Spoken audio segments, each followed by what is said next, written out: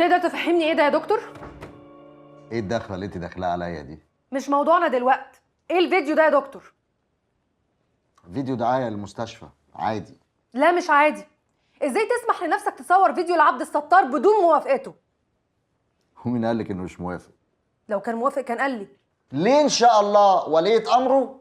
طب انا هخليه بقى يرفع عليكم قضيه في النقابه ويبهدلكم.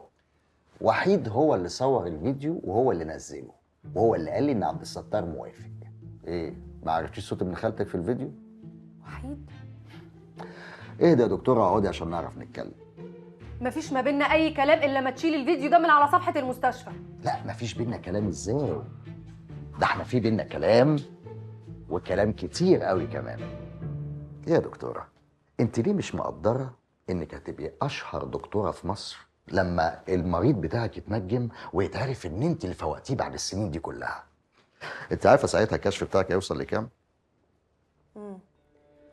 وسمعه المريض وكرامته وخصوصيته وحقه ان هو يقبل يتصور او لا، ولو اتصور الفيديو ده ينزل ولا لا. انت ليه مكبره المواضيع قوي كده؟ لا انا ابويا الله يرحمه علمني ان الله يرحمه علم حضرتك كل حاجه غلط. حضرتك مش شايف اي حاجه غير الفلوس وبس.